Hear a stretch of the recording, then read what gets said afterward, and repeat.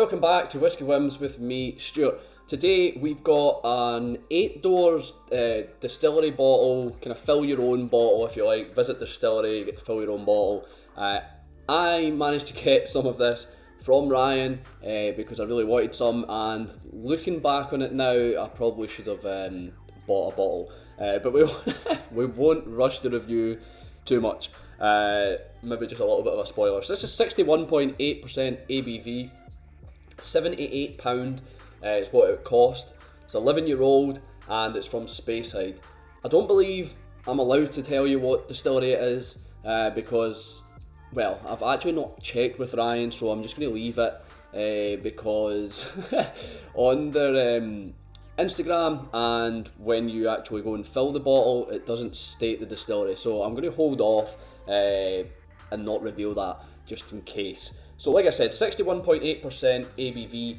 This was matured in bourbon for 10 years, and then its final year at 8 Doors, it was matured in Brandy de Jerez. Greetings. I am Juan Sanchez Villalobos Ramirez. I think that's how you pronounce it. Jerez, whatever, brandy basically. So yeah, I'm not too clued up on the likes of cognac, brandy and stuff like that. I do know like that. I do know brandy has to be matured in sherry, or maybe not matured in sherry, but be matured in a cask that's contained sherry previously. But that's pretty much all I know. I think I know that some brandies and cognacs and stuff like that are regionalised, if you will. They have to come from a certain region, like kind of similar to champagne, but yeah, I'm not really that clued up on, obviously you can tell, but we'll get down to this whiskey. Like I say, Speyside, the distillery itself, I'm not going to get into too much. I'm not going to try and be coy with it and tell you too much. The only thing I will say is that they traditionally use sherry casks, so it'll be interesting to see what this this is like. So yeah, we'll get down to the nose. It's like so creamy. The 61.8% ABV. I don't really get it on the nose. I mean, sticking your nose right in, there's a little bit of a prickle, but it's not bad at all. I think Jura's going to want out for a pee, so I might need to go let him out. It's quite fruit and nutty, definitely. It's one of those bags of fruits and nuts, but there's a lot of raisins. Yeah, for dried fruits, it's actually. I know I reviewed their North British. This is in the back of my head. I know I reviewed their North British, and I was probably quite harsh on it. Maybe is harsh the right word? I don't know. And I'm not trying to make up for this, but this is really nice. Like, this is really good in the nose. It's warming. It is like, I don't know, I want to say like hot cross buns, just because I'm thinking of kind of raisins, a little bit of like cinnamon, and there's a warmth element to it, probably the ABV, the 61.8% ABV. As you can tell, I've not got any water here either. This was full, and I've not needed water with it, so I'm not going to add water to it or review it with water because I like it. I like it punchy. Yeah, there's a kind of what would you call that? It's like maybe elderflower or something quite fragrant and perfumey. But yeah, the nose is just, it's also like a bit sticky actually. Those raisins, yeah, like the hot cross buns that I've said, do they glaze hot cross buns? Do they put something over it? They've always got that kind of sticky texture to it. Do you know what? You could keep smelling this and it will reveal more and more.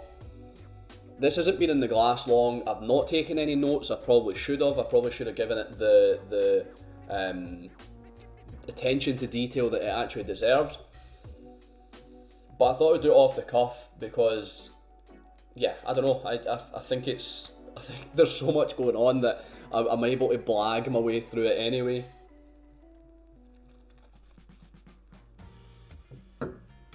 The Palate, God, it's strong, but it's so good. It's, yeah, it's just untampered. It's just natural and lovely. Sticky again, nutty again. I'm going to say hazelnuts now, hazelnuts, walnuts, yeah, all the nuts. It's just a nutty boy. Jesus. I don't know what I'm saying now. The whiskey's just really good. It's really tasty. There's some like kind of peaches, or is it as much as peach? There's like kind of Speyside fruits. Like, I don't know. I'm gonna say I don't think it's as synthetic or as unnaturally sweet as Starburst or Opal fruits, but it's got that kind of like maybe hard boiled sweets, but it's just not too sweet. It's not like, I don't know how to describe it. It's probably more fruity. It's probably more on the fruity side, like yeah, like peaches, or do you know what I'm actually thinking of? Is those peach rings? Yeah, definitely.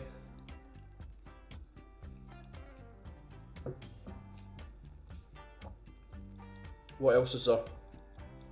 It's drying. There's definitely a drying element there too.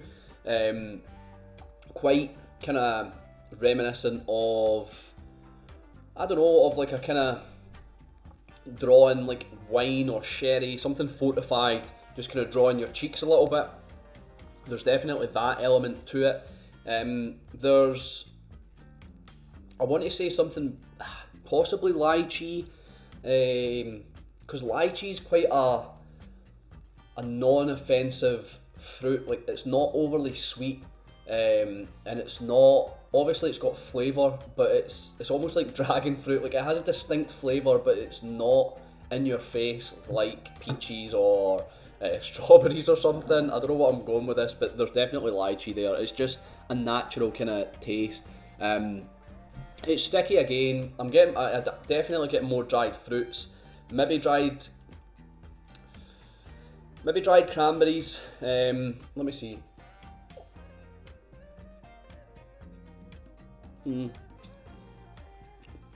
Yeah, I was going to say dried grapes, but they're just raisins. It's like not as strong as cranberries, but it could even be like dried, kind of like chopped up, like dried peaches or dried apricot just chopped up into the little cubes that you get. So I don't know, sprinkled on something so that it's not just, you're not just eating a bag of like dried fruit. You've got something else in there, and it could be the nuts again. That's an easy analogy, an easy thing to link it to. But yeah, something like that, I suppose. Yeah, I'm really enjoying this. Like I say, I probably should have given it a bit more of an in-depth written down notes so that I could actually provide you with more tasting notes, because there is a lot going on. It's complex, it's bold, it's full-bodied, it's just lovely. The finish is long, the finish is peanuts, definitely. I tend to get that a lot in whiskies, and especially cast strength whiskies, like the kind of skin of the peanuts. I get that a lot on the finishes of these types of whiskies. There's oak for sure. It's very drying in the finish. Tannins, oak, yeah, all those things that go together. I'm trying to think if there's anything else kind of there.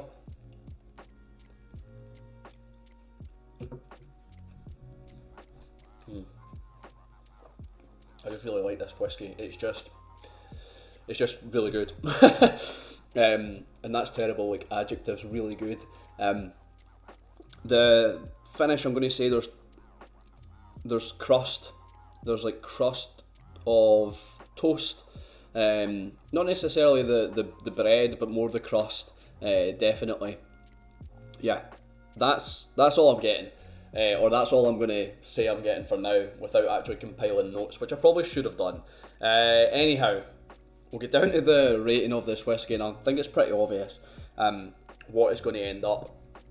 you know what, I'm going to have the rest of it. It's just...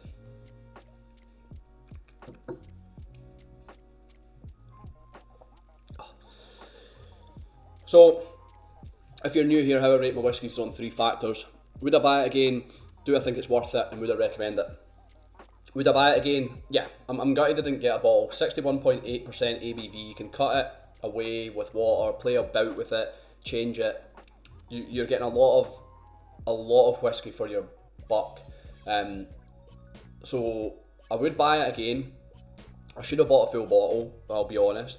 I do think it's worth it. It's £78. It's cask strength, naturally presented, unique for, I suppose, knowing the distillery really kind of helps. But it's a Speyside whiskey, and it's done in brandy. It's done slightly different to what they normally do, so I suppose there's a unique element to that. If you just take my word for it, it's unique. And would I recommend it?